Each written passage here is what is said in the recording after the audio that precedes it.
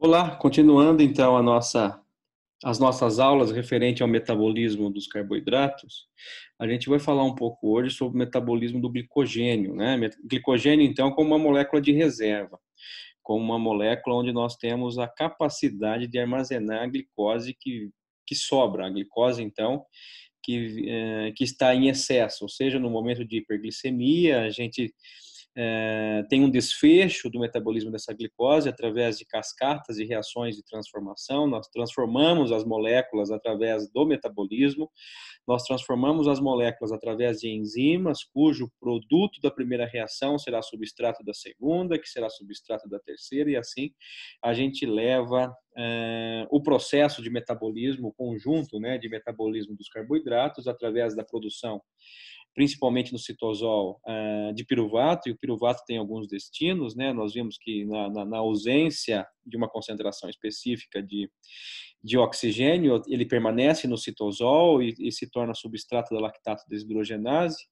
e com uma concentração oferta de oxigênio molecular, esse piruvato é translocado até o núcleo, até a mitocôndria, até a matriz mitocondrial, onde de fato ele será transformado em acetil-CoA, e aí a gente consegue dar um elo com o ciclo de Krebs, cadeia transportadora de elétrons e produção de ATP.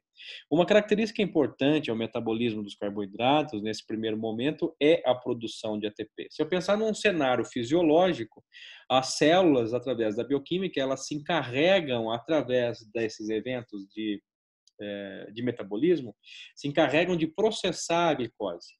Nós temos que lembrar que a hiperglicemia foi um problema destacado pela fisiologia. A fisiologia se encarrega com essa característica de chamar a célula à responsabilidade de tornar essa hiperglicemia uma normoglicemia, que é o que de fato nós precisamos oferecer para o organismo. E para isso, então, nós temos uma série de eventos fisiológicos sendo anteriores ao processo de metabolização da glicose, que vem inclusive com um processo integrado de diferentes tecidos e órgãos, como é o caso do pâncreas, como é o caso do osso. A gente vai falar um pouco disso numa outra oportunidade. Então, eu queria destacar para vocês que, nesse primeiro momento, a finalidade da glicólise, a finalidade do ciclo de Krebs, a finalidade da cadeia transportadora de elétrons, fazendo esse escoamento de elétrons até o oxigênio, fazendo a sua redução em uma molécula de água, é fazer o gradiente de prótons, que vai, na verdade, gerar, ao final, o nosso principal produto do metabolismo da glicose, que é a produção de energia, que é a produção de ATP. Por que eu preciso produzir ATP? Qual é a finalidade? Eu ouço sempre falar que ATP é a moeda energética. Nós vimos em algumas das nossas apresentações anteriores, inclusive, eventos de sinalização celular, né? Eventos onde a célula consegue se contextualizar. Então, eu preciso, nesse processo de contextualização, eu preciso, nesse processo de inserção da célula, respondendo, fazendo o seu papel, eu preciso de ATP. De que maneira? O ATP é a molécula principal das quinases.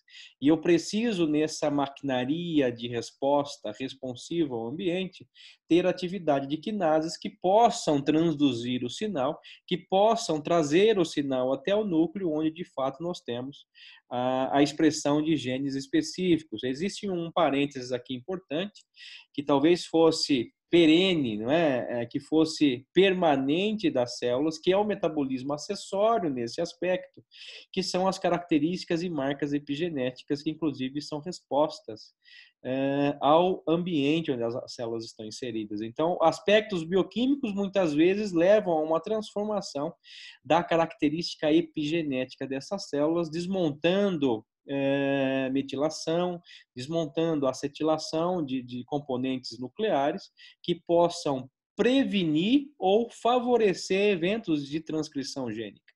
Isso tudo está relacionado ao processo global do metabolismo, onde a célula se insere nessa característica. As quinases gastam ATP, as quinases consomem ATP, servindo então como uma molécula doadora de grupamento fosforil, grupamento fosfato. Então, através desse grupamento fosfato, as quinases conseguem transformar os seus substratos e levar que essa informação chegue e trazer essa informação até o núcleo, onde de fato nós temos a resposta específica ao ambiente onde nós estamos inseridos, nós células, né? Então, as quinases elas precisam se manter constantes. Uma atividade constante é o consumo de ATP. E assim como nós falamos um pouco lá na aula sobre proteínas, falamos um pouco sobre enzimas, as enzimas atuam numa concentração específica de substrato. Então, se eu falo em quinase, ase, eu estou designando uma função de transformação a essas macromoléculas, estou estabelecendo uma característica, e nós já sabemos que elas precisam que os seus substratos estejam numa concentração ótima, numa temperatura ótima, numa condição ótima para que elas exerçam as suas funções de modo bastante eficiente.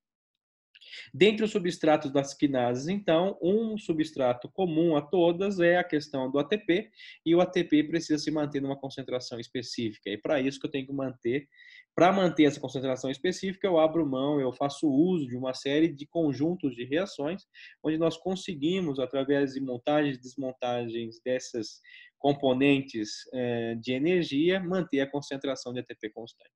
Pois bem, mas então seria prudente a gente entender que eu teria uma armazenagem de ATP ao invés de armazenar a glicose de outra maneira, mas na verdade isso não acontece.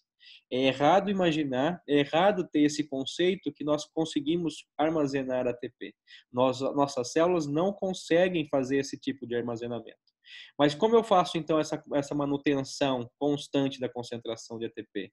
Eu mantenho constante o metabolismo dos carboidratos, eu mantenho constante esse processo de manter o eixo principal do metabolismo energético, né, que é composto pelos substratos intermediários ao próprio metabolismo da glicose. Então, quando eu falo em uma concentração específica de ATP, e quando eu alcanço essa concentração específica de ATP através de eventos que formam esse eixo principal do metabolismo energético, partindo da exoquinase, que veio lá da fosforilação da glicose, até no final tendo o seu principal produto, que é o ATP, e esse ATP já mantém as suas concentrações estáveis, já está numa concentração ideal, eu faço um processo de olhar para essa via e verificar como eu posso armazenar essas moléculas que estão chegando ao eixo principal do metabolismo se eu não preciso mais manter, se não preciso mais exercer a obtenção de ATP. Haja vista que eu não consigo fazer essa armazenagem. Olhando para essa via, então, fazendo um processo, uma reflexão nos substratos, reflexão nos produtos, reflexão das enzimas que compõem essas características transformadoras dessas moléculas de glicose até ATP, eu chego na glicose 6-fosfato. A partir da glicose 6-fosfato, então, que é a nossa glicose fosforilada, produto da exoquinase, que agora, então, essa glicose não consegue mais ser reconhecida pelos transportadores de glicose da membrana, ou seja, eu não consigo fazer a translocação da glicose de dentro para fora, nem de fora para dentro, porque essa glicose está fosforilada, eu não consigo fazer com que ela alcance o compartimento extracelular. Fazendo um parênteses, nós não temos transportadores para glicose 6-fosfato, nós temos transportadores para glicose, né? Por isso, nós trouxemos a glicose para dentro das células. Pois bem, e a partir então, agora olhando a glicose 6-fosfato, nós temos um destino diferente àquele que nós já discutimos nas vias das 10 reações da glicólise.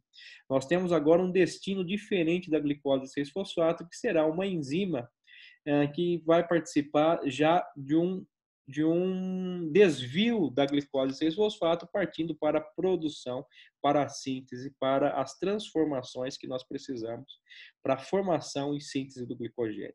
Então, quando nós falamos de metabolismo de carboidratos e, sobretudo, metabolismo de glicogênio, tem dois fatores, dois conjuntos de reações que nós temos que manter no nosso radar, que é a glicogênese, produção, a gênese do glicogênio, e a glicogenólise, que é a quebra, a lise do glicogênio. Ou seja, eu tenho isso muito bem dividido em dois grandes conjuntos de reações que, na verdade, acabam tendo como desfecho a produção e síntese e quebra, respectivamente. Quem vai dizer para a gente que é glicogênese ou glicogenólise é o estado alimentado desse indivíduo, é a razão insulina-glucagon, que vai ser definido pela própria fisiologia. não é?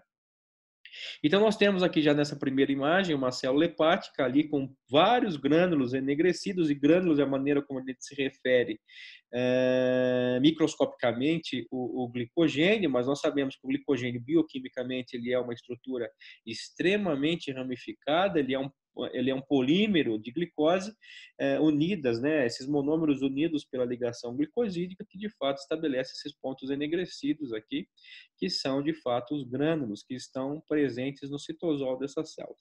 E quando a gente fala em armazenagem, a gente não pode esquecer que nós temos duas células majoritariamente produzindo glicogênio, sintetizando glicogênio, que são as células musculares e as células hepáticas, e a maneira como essas células fazem glicogenólise acaba tendo uma distinção entre elas, acaba tendo uma distinção quanto ao desfecho da glicose 6-fosfato que nós iremos produzir como principal produto da glicogenólise. Então, o destino da glicose 6-fosfato inverso à glicogênese e fazendo parte da glicogenólise, tem um destino diferente nas células hepáticas e nas células musculares, características essas extremamente importantes, nós veremos isso adiante, principalmente quando eu estou me referindo a processos, a eventos de manutenção glicêmica.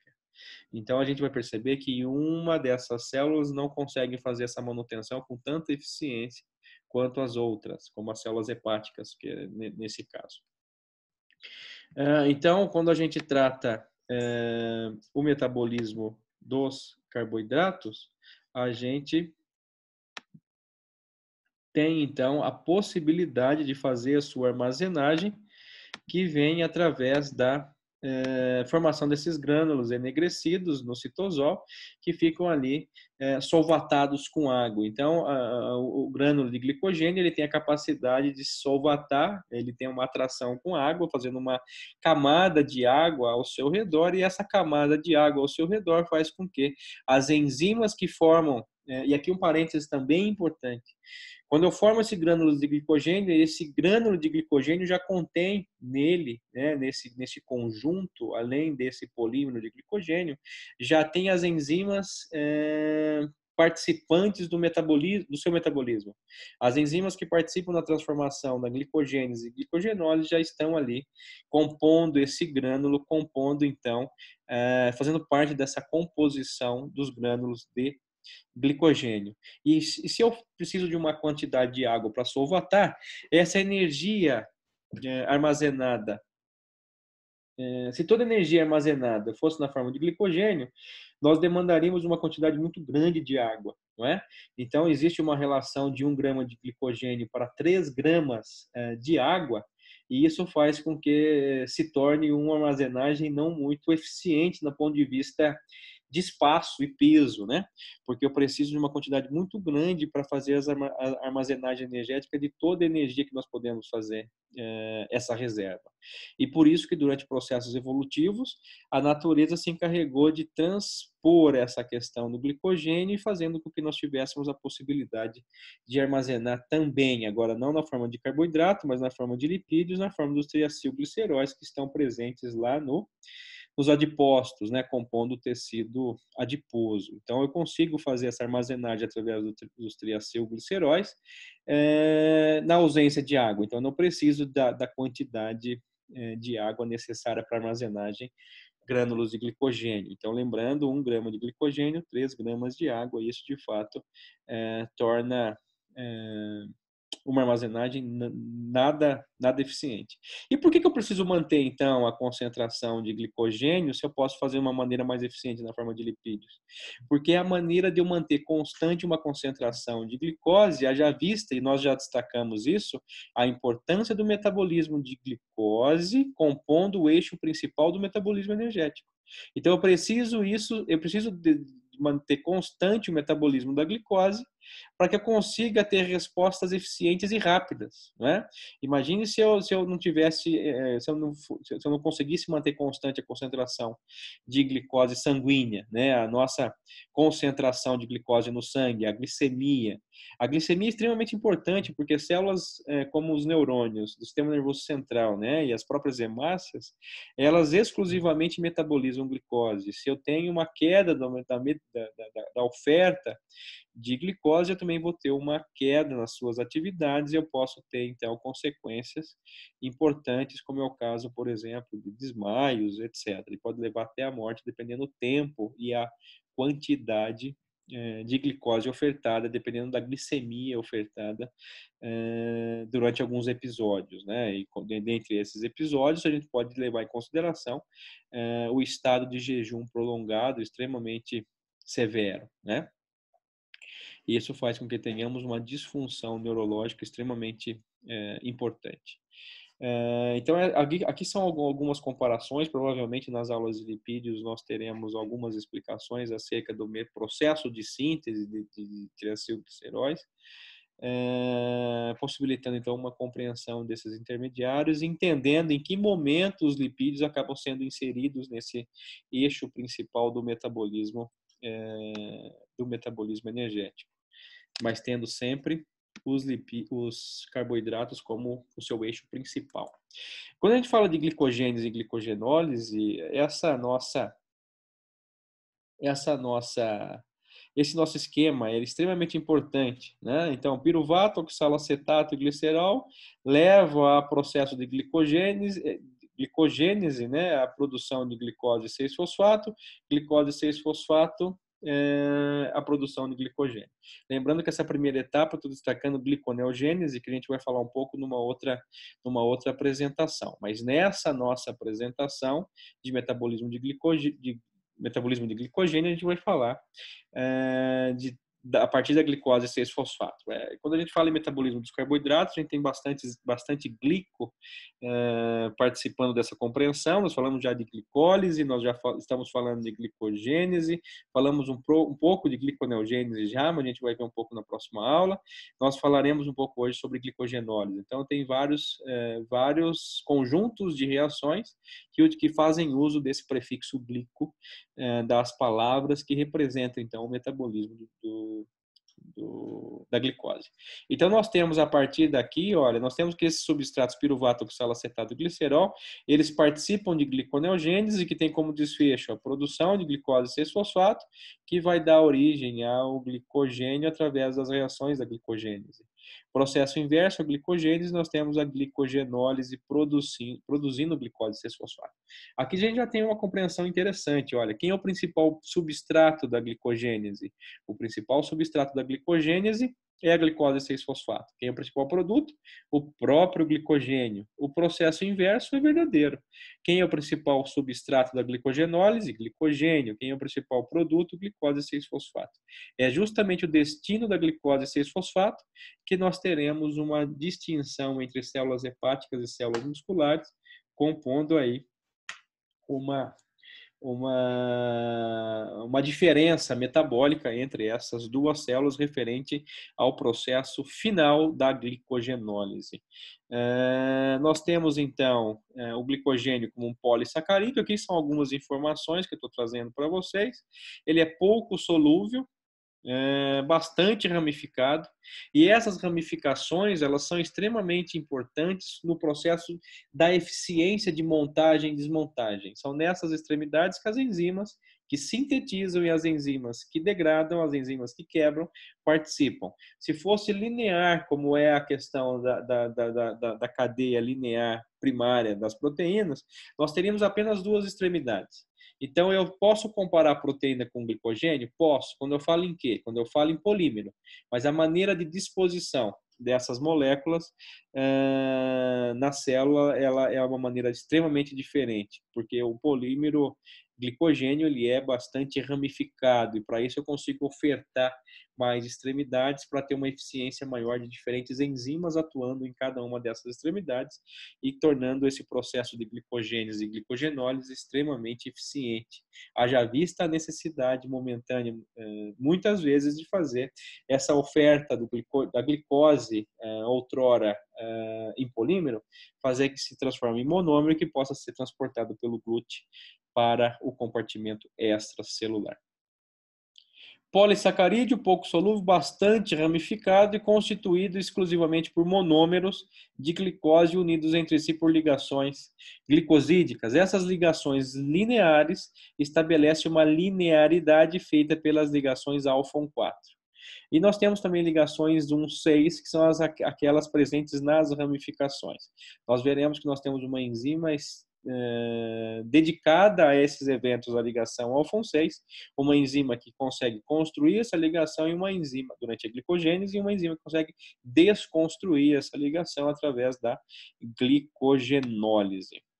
Então, o glicogênio é um polissacarídeo de alto peso, encontrado principalmente no músculo e no fígado. Olha só, no músculo eu tenho de 1 a 2% do peso, isso é bastante, né? Pensando num grânulo, pensando numa armazenagem de energia, né? E nós temos também a composição de 10% do peso do fígado. Então, ou seja, 10% do peso do fígado é composto pelo glicogênio. E aqui talvez ficasse mais evidente essas extremidades, né?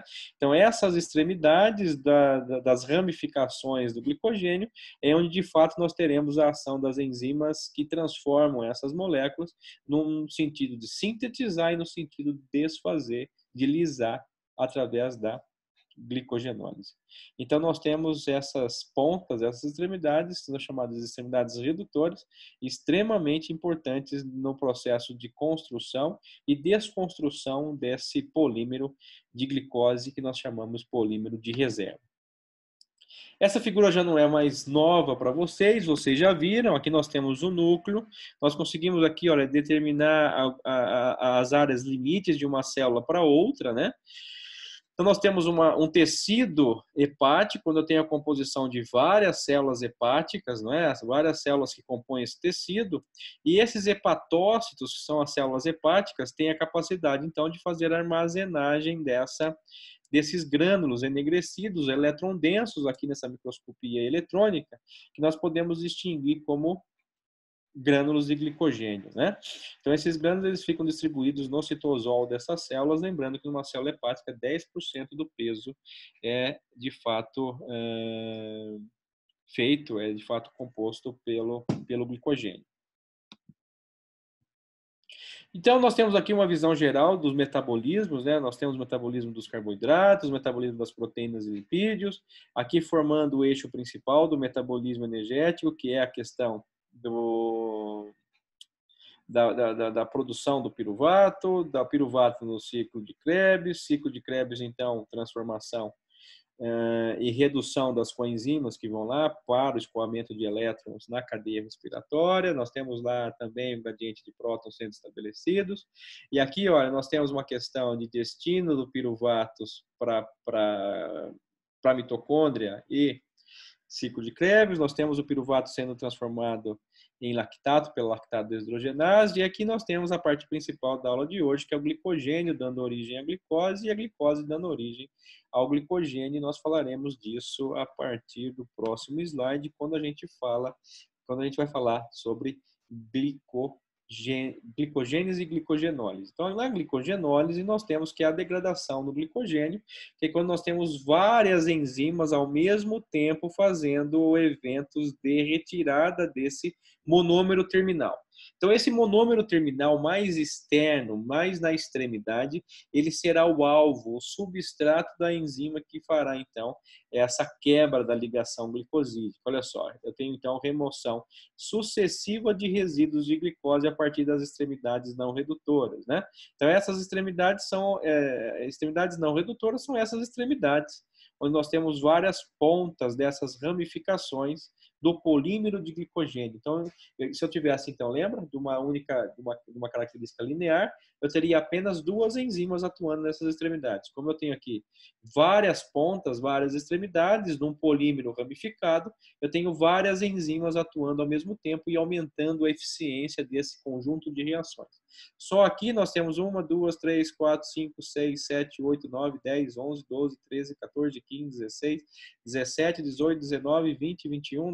Nós temos ali pelo menos 30, 40 extremidades nesse nosso esquema. Ou seja, eu consigo potencializar 15, 20 vezes, dependendo da quantidade de extremidades, dependendo da quantidade de ramificações, de ligações alfa-6, que é quando eu tenho essa quebra, né? A quebra da linearidade é feita pela ligação 1,6. Então, quanto mais ramificação, mais extremidades, mais eficiência eu tenho na montagem e desmontagem do polímero.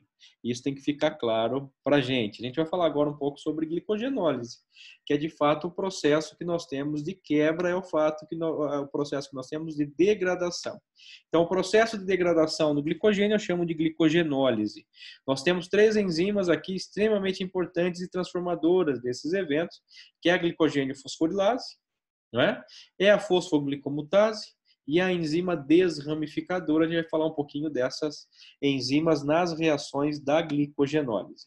Nós temos aqui um esquema geral, nós temos as extremidades, nós temos o glicogênio, nós temos a ligação ao FUN6, nós temos a linearidade feita pela ligação ao FUN4 e nós temos, então, agora a necessidade de fazer uma quebra desse polímero, haja vista que podemos estar, então, num evento de hipoglicemia.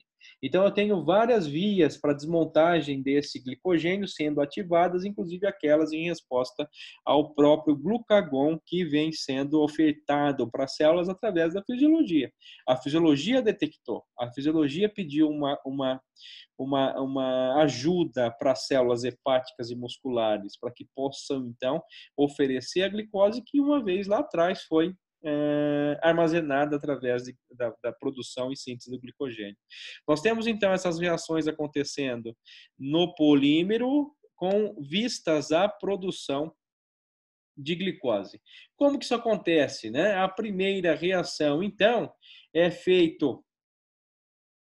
A primeira reação, então, ela é feita pela enzima glicogênio fosforilase. E o que essa enzima glicogênio fosforilase faz?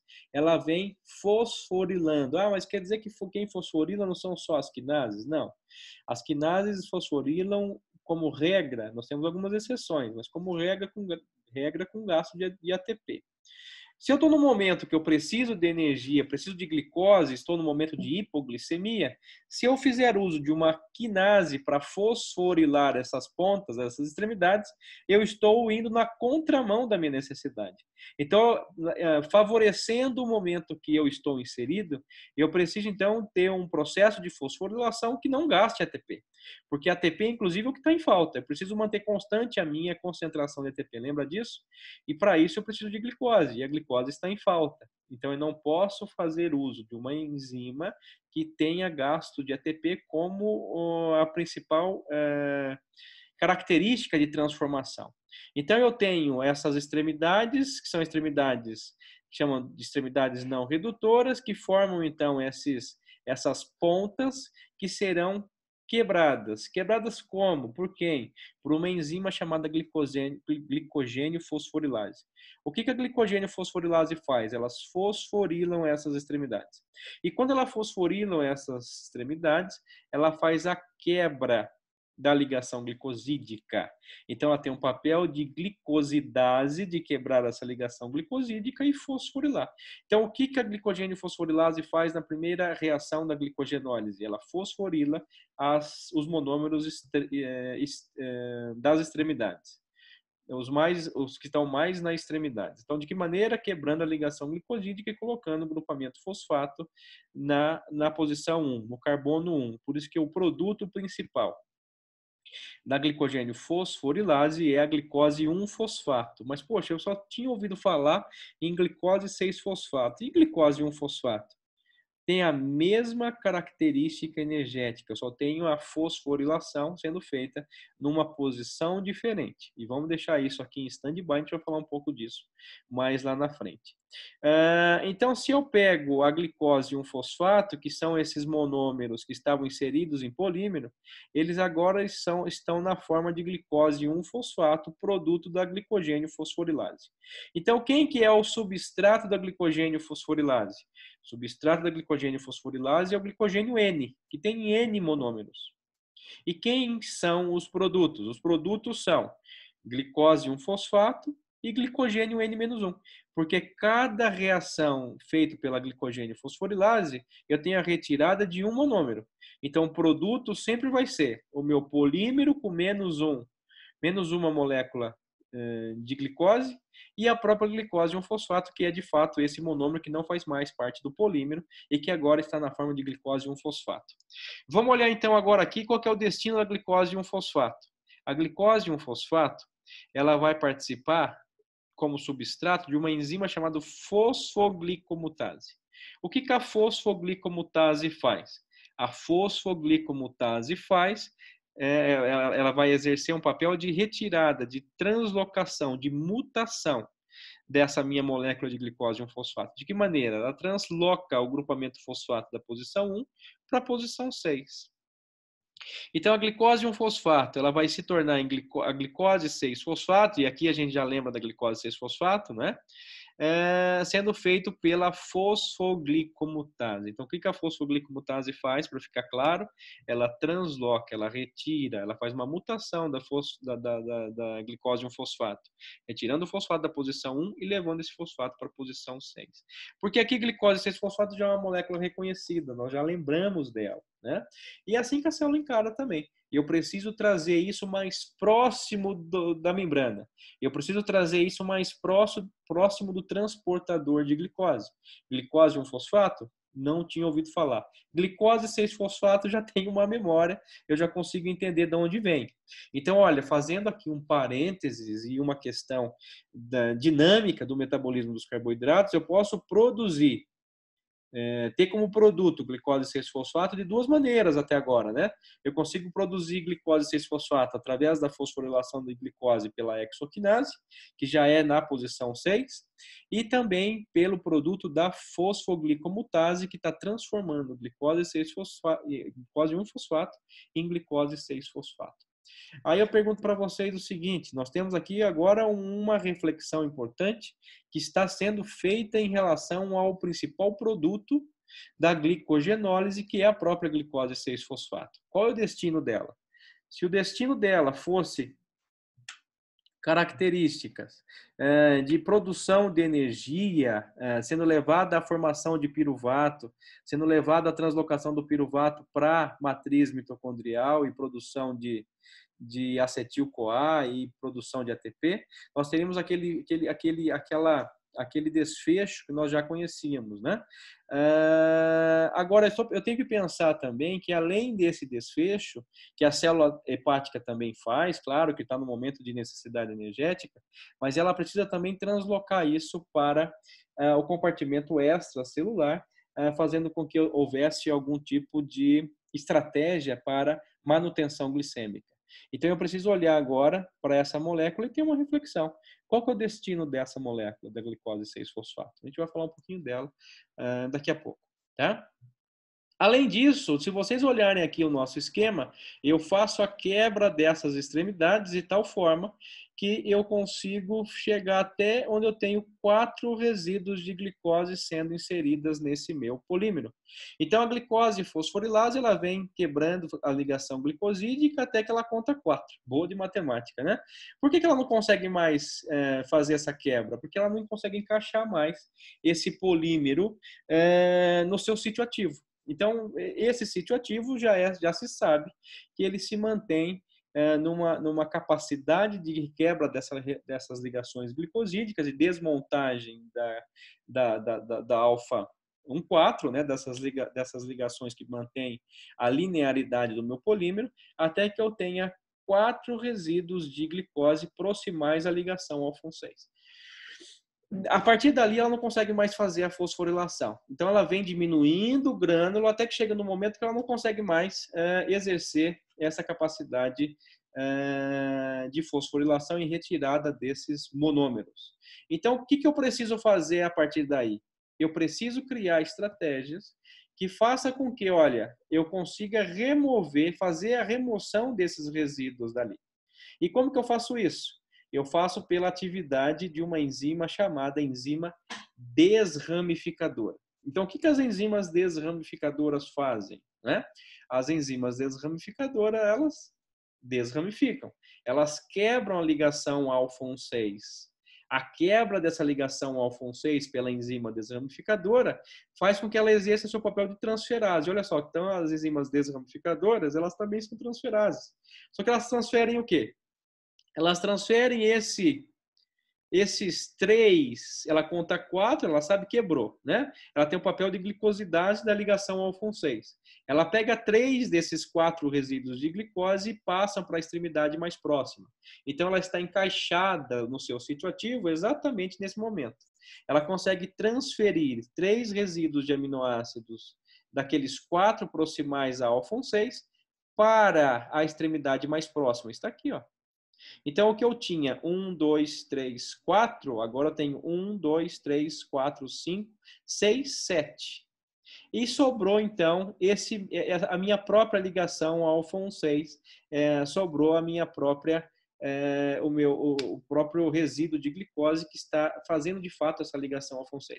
Eu não falei para vocês que as enzimas desramificadoras têm um papel de glicosidase, que elas quebram também essa ligação ao alfa-6, e é isso que ela faz na sua segunda etapa. Então, a enzima desramificadora ela tem duas etapas sendo feitas. A primeira delas é a transferência, o papel de transferase dos três resíduos de glicose para a extremidade mais próxima. O segundo papel é fazer a papel de glicosidase, quebrar a ligação glicosídica ao alfa-6. E é isso que ela faz, então. A enzima desramificadora quebra a ligação alfa-6 e libera a glicose. O que resulta, então? Quais são os produtos da glicose, da enzima desramificadora? Os produtos são um glicogênio linear e uma molécula de glicose, que é justamente aquela molécula de glicose, aquele resíduo de glicose que estava fazendo a ligação alfa-6. Então, enzima desramificadora, ela vai ter o papel de fazer a desramificação em duas etapas, transferindo três resíduos de glicose para a extremidade mais próxima e depois fazendo de fato a quebra da ligação alfa-6, de fato fazendo a quebra daquela reação, daquela ligação que estava que é extremamente importante para fazer a ramificação. De que maneira? Fazendo a liberação dessa glicose, glicose mesmo, né? E aqui não é glicose fosforilada, eu estou liberando a glicose e deixando ela disponível. Qual o destino dessa glicose? Essa glicose ela pode sair, porque ela está desfosforilada, ou ela pode ficar ali dentro do citosol, sendo substrato da hexoquinase. Tudo bem? Então, essa é uma maneira de a gente fazer, de novo, uma linearidade. E essa linearidade permite o quê? Que eu tenha constante ligação glicosídica ao alfa-6 e que eu tenha atividade agora nas extremidades pela glicogênio fosforilase, que vem fazendo, então, as fosforilações, tendo como produto a glicose 1-fosfato e proporcionando o substrato para a fosfoglicomutase, transformar a glicose 1-fosfato em glicose 6-fosfato. Ao final disso tudo, então, eu tenho o glicogênio sendo reduzido, sendo diminuído de tamanho, e também tenho produção de glicose, que é a glicose que está sendo liberada pela enzima desramificadora, aquela glicose lá da ligação ao alfa-6, e também a glicose 6-fosfato. O principal produto da glicogenólise até aqui é o aumento da concentração de glicose 6-fosfato e o aumento da concentração de glicose, ainda que uma concentração pequena, já visto que são apenas aqueles resíduos de glicose que estão participando da ligação alfa-6. Aqui nós já falamos dessas enzimas, eu já adiantei para vocês a liberação da terceira reação, que é a liberação de glicose pela enzima desramificadora. Nós já falamos também da conversão de glicose 1-fosfato para glicose 6-fosfato, feito pela fosfoglicomutase, né? E aí compondo um aumento dessa concentração de glicose 6-fosfato. E é a partir daí, então, que eu tenho que pensar no destino da glicose nos diferentes tecidos. Então, quando eu faço glicogenólise, eu considero os dois tecidos majoritariamente produtores, que fazem síntese de glicogênio e armazenam energia desses na forma do polímero de carboidrato. Eu estou pensando, então, no destino do glicogênio no músculo. No músculo, o que acontece? Nós já falamos isso, olha, o glicogênio, pela glicogênio fosforilase e enzima desramificadora, eu vou produzir glicose 1-fosfato, fosfoglicomutase vai produzir glicose 6-fosfato.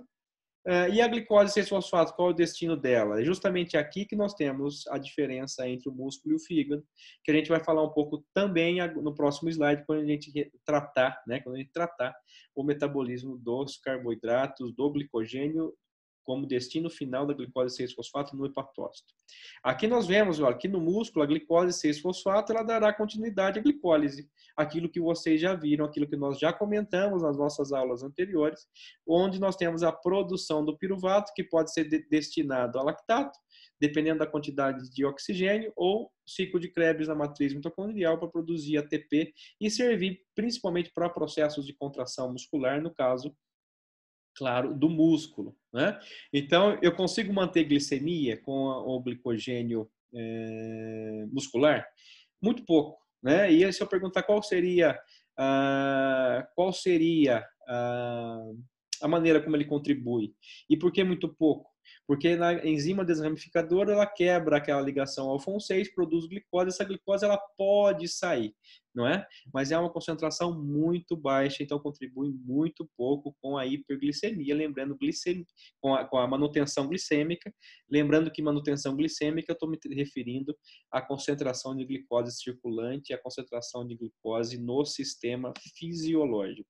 E no fígado? No fígado nós temos um desfecho diferente da glicose 6-fosfato. Então eu tenho tudo igual acontecendo no fígado até chegar no destino da glicose 6-fosfato. Na glicose 6-fosfato, no fígado, eu consigo fazer um processo que permita com que ela saia. Nós já falamos e falamos algumas vezes. De que maneira a glicose sai e entra? É da mesma maneira. Ela vai obedecer à concentração. Se está mais concentrado fora, ela entra. Se está mais concentrado dentro, e aqui eu estou produzindo muita glicose 6-fosfato, e preciso criar uma estratégia, então eu estou concentrando muita glicose 6-fosfato no citosol, tem uma possibilidade dela sair através dos transportadores.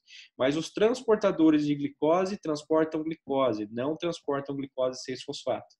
Então eu preciso criar uma estratégia no fígado, porque no músculo nós já vimos que não tem como fazê-lo. Eu preciso criar uma estratégia onde eu consiga transformar a glicose 6-fosfato em glicose. E para isso nós precisamos de exercer um papel de desfosforilação. Eu preciso tirar esse grupamento fosfato da glicose 6-fosfato, dessa fosforilação do carbono 6. E aí vem uma enzima chamada glicose 6-fosfatase. Então, antagonicamente às quinases, as fosfatases desfosforilam, quinase fosforilam e fosfatases desfosforilam. No caso do papel da glicose 6-fosfatase, ela faz um papel antagônico à exoquinase. A quinase fosforilou, a glicose 6-fosfatase desfosforila. Então, no fígado, exclusivamente do fígado, eu tenho glicose 6-fosfatase que faz a desfosforilação da glicose e transforma a glicose 6-fosfato em glicose. Então, essa é uma característica particular do fígado e é por isso que o fígado contribui com processos de manutenção glicêmica. Ele consegue, através da desmontagem do glicogênio, produzir glicose como principal produto e, a partir daí, consegue, então, levar essa glicose para manutenção glicêmica. Olha lá, a glicose sai da célula e vai para a circulação, controle da glicemia. Então, nós lembramos que no músculo isso não aconteceu. O músculo, o destino da glicose 6-fosfato foi glicólise, foi produção de piruvato. Mas o fígado também não precisa de energia? Claro que sim, ele também consegue levar essa glicose para a produção de piruvato e assim ele acaba também mantendo as suas necessidades. Mas isso é exclusivo no caso do músculo. No caso do fígado, do hepatócito, eu tenho essa capacidade, essa possibilidade de participar desse evento glicêmico, participar desse evento fisiológico, tendo então a possibilidade de desfosforilar e tornar apta essa molécula de glicose a ser translocada para o compartimento extracelular. Então, no músculo, glicogênio dando origem a ATP e lactato, né, no caso do piruvato sendo translocado, né, sendo substrato do lactato desidrogenase.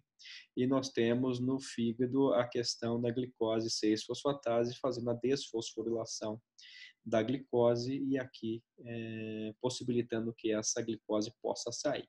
Então esses são essa é a diferença entre os dois. O destino da glicose 6-fosfato. No músculo eu tenho predomínio da via glicolítica e no caso do fígado eu tenho o destino da glicose 6-fosfato sendo o substrato da glicose 6-fosfatase, que é a fosfatase que desfosforila a glicose e torna apta ao processo de saída, ao processo de translocação, de transporte para o compartimento extracelular. Se ela pode sair, então, ela faz uma característica de manutenção glicêmica. Isso acontece somente no fígado. Aqui tem um ponto importante, que talvez eu traga para vocês um pouco essa questão na gliconeogênese, que eu consigo produzir glicose também, né, em algumas condições. E um dos substratos da gliconeogênese é o piruvato. O piruvato, então, quando ele é substrato da lactato desidrogenase, ele acaba produzindo lactato. Então, o lactato, ele também faz a reoxidação do NAD. Não sei se vocês lembram disso. O lactato é o piruvato reduzido, né? Então, eu consigo levar o lactato nessa condição, levar ele na corrente sanguínea e no hepatócito. E olha só que interessante. Por que a gliconeogênese ela se concentra no fígado? Porque o lactato ele é um transportador de piruvato no sangue e chega nos hepatócitos. No hepatócito, uma enzima lactato desidrogenase hepática vai fazer a reoxidação do lactato. Lactato reoxidado é o próprio piruvato. Então, o piruvato no hepatócito ele será o principal substrato da gliconeogênese. Gliconeogênese é o processo contrário, basicamente o processo contrário à glicólise.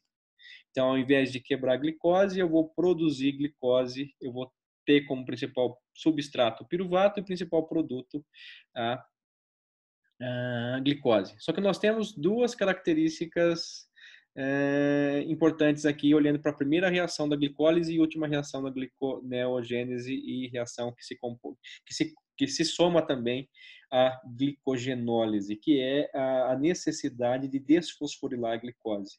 E é por isso que a gente está falando de um processo de produção de glicose no fígado e não no músculo. Então, eu consigo levar esse lactato para o fígado e no fígado ele consegue ser reoxidado a piruvato e o piruvato então dará origem à glicose 6-fosfato, que no fígado tem a glicose 6-fosfatase, que fará então a sua desfosforilação e permitirá que os transportadores de glicose da membrana dos hepatócitos o reconheçam, né, e consiga translocar isso, obedecendo inclusive características da lei de Le Chatelier da química, que obedecem o transporte de moléculas e destino de reações obedecendo a concentração. Então, agora a gente vai falar um pouco de síntese. Nós falamos, então, até agora de quebra de glicogênio, nós falamos de glicogenólise. Agora, na síntese, a gente vai falar um pouco sobre glicogênese, né? Isso vai acontecer no citosol também, isso vai permitir com que monômeros sejam transformados em polímeros, né? Isso, de fato, é importante dentro dessa sistemática, dentro desse processo de metabolismo do glicogênio. Então, quando eu tinha desmontagem do glicogênio do polímero para monômero, eu falei de glicogenólise. Agora, eu vou tratar do contrário, de pegar os monômeros e transformá-lo em polímeros. Aqui, então, eu vou chamar de glicogênese. Então, esses eventos sendo já muito bem distintos para a gente. Na síntese de glicogênio, nós temos que lembrar que eu parto de uma molécula de glicose e a partir dali eu tenho, então, um processo de montagem desse polímero extremamente ramificado. Fique com essa mensagem. Eu preciso de 5 enzimas, 1, 2, 3, 4, 5. Quem são elas? Hexoquinase, fosfoglicomutase, de novo, nós estamos falando de fosfoglicomutase de novo aqui. Glicose 1-fosfato-uridiltransferase, glicogênio sintase e enzima de ramificação ou enzima ramificadora. Então, olha só, a hexoquinase é aquela enzima que fosforila a glicose que nós já falamos na glicólise. Não é outra hexoquinase, é a mesma hexoquinase. Então, o produto da hexoquinase pode seguir destinos diferentes. A glicose 6-fosfato segue destinos diferentes. Vai depender da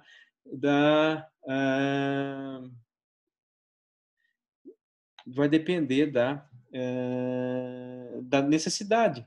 Se eu estou levando a produção de glicogênio, eu estou falando glicogênios a partir de glicose 6-fosfato, a partir de hexoquinase. Se eu estou precisando de ATP, eu vou levar a hexoquinase como intermediário da glicólise, vou produzir piruvato, vou produzir ATP, então, lá na mitocôndria. Então, a hexoquinase sendo a nossa primeira reação, a fosforilação da glicose, produzindo glicose 6-fosfato. Então, a glicose 6-fosfato produzida pela hexoquinase, ela será agora substrato da fosfoglicomutase, que faz uma reação reversível. Então, é a fosfoglicomutase que participa da transformação de glicose 1-fosfato em glicose 6-fosfato na glicogenólise, é a mesma que faz a transformação de glicose 6-fosfato em glicose 1-fosfato na glicogênese. Tudo bem? E como que ela obedece essas características? Pela lei de Le Chatelier. Se eu tenho uma concentração aumentada de glicose 6-fosfato, eu vou levar à produção de glicose 1-fosfato. Essa característica está dizendo para a célula e para a fosfoglicomutase que ela está fazendo um processo de glicogênese. O processo contrário, quando eu tenho uma glicogenólise acontecendo, eu vou aumentar a concentração de glicose 1-fosfato. Então, eu vou fazer com que ela entenda que o processo de transformação é em glicose 1-fosfato para glicose 6-fosfato. É essa característica, o que está sendo ofertado uma maior concentração. Aqui, a hexoquinase está produzindo glicose 6-fosfato de montão. Está aumentando a concentração de glicose 6-fosfato. Então, ela entende que ela tem que transformar em glicose 1-fosfato e aí ela segue a linha da glicogênese. Pois bem, na segunda reação, eu pego a glicose 1-fosfato e faço um processo de conversão de glicose 1-fosfato em UDP-glicose. Quem faz isso é uma enzima que transfere o grupamento UDP para essa molécula de glicose. E o que eu preciso para fazer essa reação? Quais são os substratos dessa reação para eu ter, então, a UDP-glicose sendo formada? Eu preciso de glicose 1-fosfato e preciso de UTP. UTP só muda a base do ATP, tem 3 fosfatos também. Então, olha só, a glicose 1-fosfato, que foi produto da fosfoglicomutase que transformou glicose 6-fosfato em glicose 1-fosfato. É um dos substratos da UDP glicosiltransferase. O que ela vai fazer? Ela vai pegar esse fosfato da glicose 1-fosfato, vai pegar um fosfato do UTP. Então, ela pega um fosfato da glicose 1-fosfato e pega um fosfato do UTP, que são os seus substratos. Ela pega esses dois fosfatos e coloca numa única molécula. Essa única molécula eu chamo de quê? Pirofosfato. Tá certo? O que sobrou? Se eu olhar agora para os dois substratos que foram desfosforilados, se eu pegar a glicose 1-fosfato sem fosfato, o que ela é? Glicose. Se eu pegar o UTP glicose sem um fosfato, o que ela é? UDP. O que ele faz agora? Ele junta. Então eu tenho duas etapas. Tiro o fosfato de um, tiro o fosfato de outro. Quem são esse um e esse outro? São os substratos. Eu pego o fosfato deles e condenso, formo um pirofosfato. O que sobra? Glicose, UDP. Pego então a UDP glicosiltransferase e faz a formação do UDP glicose. Se eu contar, eu tenho 4 fosfatos no meu produto e tenho 4 fosfatos nos meus substratos. 3 aqui, 1 aqui, 4. 2 aqui, 2 aqui, 4. Então, a estequiometria do grupamento fosfato ele se mantém. Eu não estou perdendo nenhum fosfato. Eu formei o pirofosfato e formei o UDP-glicose. Então, é essa reação feita pela UDP-glicosiltransferase. Tudo bem? Para quê? Justamente para oferecer para a próxima enzima, a terceira enzima, o seu substrato principal. Então, quem que é o substrato principal da terceira enzima aqui? A glicogênio-sintase. Quem é o principal substrato? A UDP-glicose. UDP-glicose. O que a glicogênio-sintase faz? A glicogênio-sintase ela faz a polimerização linear do polímero glicogênio. Ela não faz ramificação. Então, ela vem, ela pega, ela tem 2 substratos, a gente vai falar deles para facilitar a compreensão geral dessa reação. Ela pega o UDP-glicose, ela transfere esse monômero, a glicose, para a extremidade e faz uma ligação alfa 4. Esse UDP que veio carregando glicose, ele é liberado aqui, olha, UDP UDP da UDP-glicose. Ele utilizou apenas a glicose colocando no polímero. Então, olha só, quando eu falo em glicogênio sintase, sempre eu tenho que pensar em dois substratos. O primeiro deles, que foi produto da reação anterior, que é o UDP-glicose. E o segundo substrato, quem é? É o glicogênio N. Então, ele faz sempre uma incorporação num glicogênio já pré-existente. Então, sempre um glicogênio N. Quem que são os produtos? Os produtos são aquele carreador da glicose para glicogênio fosforilado, glicogênio sintase, que é o DP. Então, os produtos são o DP e um dos produtos, o outro produto qual é? Glicogênio N mais 1. Quem que é esse N mais 1? N, número de glicose, número de resíduos de glicose. Então, eu tenho isso acontecendo durante o processo de glicogênese. Quem são os substratos da glicogênio sintase? UDP-glicose e glicogênio N. Quem são os produtos?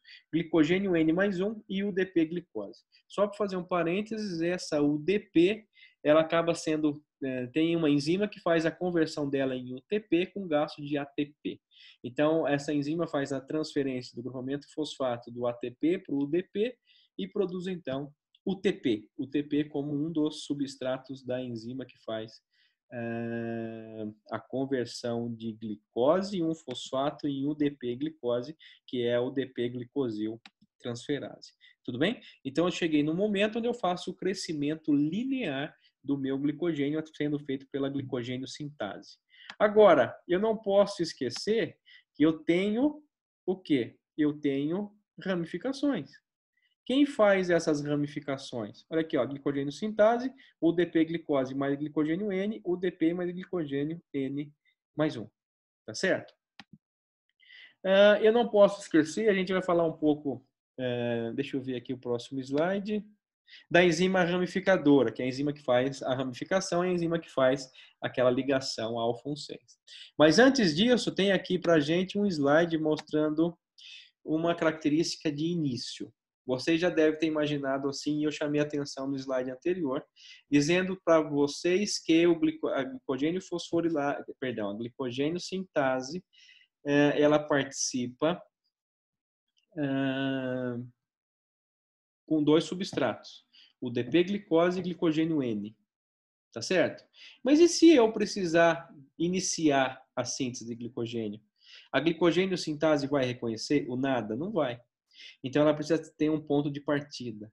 Todo ponto de partida para a formação dos grânulos de glicogênio vem de uma proteína. Tá certo? Então, olha, para que eu ofereça a atividade a glicogênio sintase, eu preciso ter um glicogênio pré-existente, um glicogênio N. Né? Sem isso, eu não consigo fazer o crescimento linear do meu polímero. Para isso, para iniciar um novo grânulo, né? E se eu estou no momento, por exemplo, de starving, né, de um processo de jejum intenso, eu já depletei todos os meus grânulos pré-existentes, eu preciso iniciar uma nova síntese. Eu preciso iniciar uma nova construção do grânulo. Como isso é feito? Isso é feito com uma enzima chamada glicogenina. Né? Então, uma enzima glicogenina, ela tem na posição, olha, 194, uma tirosina. Vocês lembram dos aminoácidos? Lembram que os aminoácidos, a tirosina, é aquele que tem na cadeia lateral uma cadeia lateral ramificada? E ela tem ali, olha, uma hidroxila. Inclusive, é a mesma hidroxila como nós falamos de fosforilação. Só que aqui, olha, essa hidroxila da tirosina, da posição 194 da glicogenina, que é uma proteína, ela não será fosforilada, ela será glicosilada. Quem faz isso? Uma glicosiltransferase. Então, tem uma enzima que tem um papel de glicosiltransferase. Ela pega, olha, a UDP-glicose e transfere a glicose para esse grupamento hidroxil da tirosina da posição 94 da glicogenina. Então, olha, libera o DP e a glicose foi inserida na posição, então, da posição, então, de tirosina 194 da glicogenina. A partir dali, olha, eu tenho o aumento da cadeia sendo repetida por enzimas que vão estender esse monômero, né, até que ele possa ser reconhecido, então, pela glicogênio sintase. Então, todo o início de formação de grânulos se dá na posição 194, que é uma tirosina de uma proteína chamada glicogenina. Então, eu tenho uma enzima que tem um papel glicosiltransferase que vai transferir a glicose da UDP para essa tirosina e iniciar, então, esse evento, iniciar, então, esse crescimento linear, fazendo as ligações alfa 1,4. Tudo bem? Formação de uma molécula nova de glicogênio, adição de UDP-glicose ao grupo hidroxilo da tirosina da glicogenina. Foi isso que nós falamos há pouco, né? Uma outra característica, já vista que a glicogênio sintase faz um crescimento linear apenas do grânulo, e aí tem um papel antagônico a glicogênio fosforilase, que também faz a fosforilação e quebra, tem papel glicosidase dos monômeros, né, também linear, uma constrói e outra desconstrói as ligações alfa-1,4, e com papel antagônico a enzima desramificadora, que nós vimos na glicogenólise, a enzima ramificadora, né, sem muita criatividade para dar os nomes, a gente tem um papel importante na glicogênese, que é, então, a transferência de uma quantidade, a gente vai falar disso, de resíduos para a composição, então, dessa quebra, a composição da quebra da ligação alfa-1,4 e construção da ligação alfa-1,6. Então, a ramificação do glicogênio é feita por uma enzima ramificadora. Como isso acontece? As enzimas ramificadoras, é claro que a gente brinca falando que elas são boas em matemática, mas, na verdade, quem faz isso de modo bastante específico, é o sítio ativo e o posicionamento do substrato na enzima. Aqui, no caso da enzima ramificadora, nós contamos, olha, 1, 2, 3, 4, 5, 6, 7, 8, 9, 10, 11. 11 resíduos de glicose compondo, então, a linearidade unidos por ligações glicosídicas unidos pela ligação alfa-1,4. Alfa-1,4, 1 do carbono 1 de um, com 4 do carbono 4 de outro resíduo, compondo, então, esse crescimento linear. Aí a enzima ramificadora vem, quem fez essa construção, quem foi? A glicogênio sintase. A enzima ramificadora vem e conta esses 11. Ela encaixa ali, ela consegue se encaixar. Ela consegue posicionar esses 11 resíduos de glicose no seu sítio ativo. O que ela faz então? Ela conta 7. 1, 2, 3, 4, 5, 6, 7. Tem uma ligação, uma quebra glicosídica aqui. Pega esse 7 e transfere para o primeiro. E faz a ligação alfa-1,6 com o primeiro. O primeiro, então, faz ligação alfa-1,4 com os outros 3 que sobraram e faz a ligação alfa-1,6 com os 7 que estão compondo daqueles 11, né? Então, nós temos aqui, olha, a enzima ramificadora fazendo a ligação alfa-1,6 através da transferência de 7, 1, 2, 3, 4, 5, 6, 7 resíduos de glicose para o primeiro, fazendo a ligação alfa-1,6. Com isso, o que ela faz? Ela faz, então, que era linear, que tinha duas extremidades, na verdade uma, né, porque a outra aqui é a própria glicogênio, é a própria glicogenina, né, que forma o núcleo de todo grânulo de glicogênio, que é quem inicia. Eu vou ter só uma extremidade aqui. Quando ela passa esses 7 resíduos de glicose para o primeiro, o que ela fez? Ela fez com que nós tivéssemos agora duas extremidades. A partir daí, a glicogênio sintase vai continuar produzindo. Aí agora a quebra, a ligação alfa-1,6 vai ser aqui, a ligação alfa-1,6 vai ser aqui, e a gente vai então aumentando esse nosso grânulo, aumentando a sua capacidade de armazenagem e ter essas extremidades. E por que o polímero de glicogênio é extremamente ramificado? Nós falamos da eficiência da montagem e desmontagem, mas também facilita a sua armazenagem, facilita então que tivéssemos também uma questão mais compacta desses grânulos. Aqui, para a gente finalizar, então, o processo de glicogênese, nós temos um aspecto geral, onde nós temos a formação dessas pontas, né, dessas extremidades, né, e que nos compõem, olha, aqui fala que cada cadeia tem de 12 a 14 resíduos de glicose. Aqui a mesma menção que a gente fazia lá atrás, né, para resíduos de aminoácido, para aquele aminoácido em cadeia, a gente faz também para glicose em cadeia, eu chamo de resíduo de glicose, tudo bem? Então eu tenho sempre um polímero extremamente ramificado e um polímero onde eu tenho sempre ao centro uma proteína G que faz então que serve como ponto de partida, que oferece para a célula a sua capacidade de exercer o primeiro papel de glicosilação na posição 194, que é uma tirosina. Tudo bem? Pessoal, então com a aula de hoje nós comentamos sobre o metabolismo do glicogênio, reunimos em conjuntos distintos um processo de síntese e num processo de degradação, sendo o processo de síntese glicogênese, sendo o processo de quebra glicogenólise, onde a gente consegue, então, ter essas características muito bem definidas e controlando, sobretudo, destinos importantes da glicose 6-fosfato e do piruvato. Na nossa próxima apresentação, eu vou preparar para vocês um apanhado, né? A gente percebe que aqui são apanhados gerais desses conjuntos de transformação, um apanhado sobre gliconeogênese que vocês já estão sacando, né? Que parte ali, no caso do acoplamento, né? Com o metabolismo do glicogênio, o lactato faz um papel extremamente importante, levando então o piruvato reduzido até o hepatócito e lá, de fato, ele vai ser restaurado, ou seja, eu consigo restaurar o piruvato no hepatócito e a partir dali o piruvato restaurado ele será o principal substrato da gliconeogênese.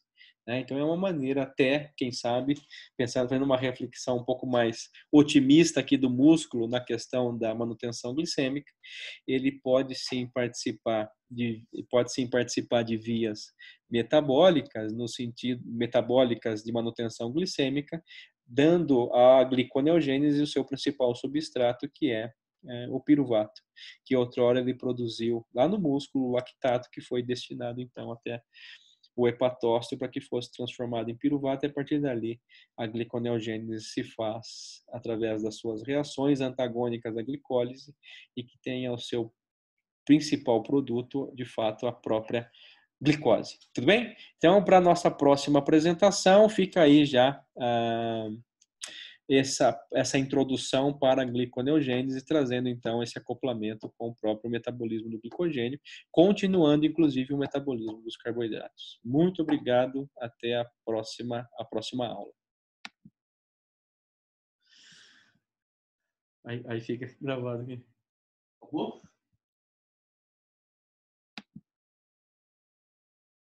Deu. Peraí,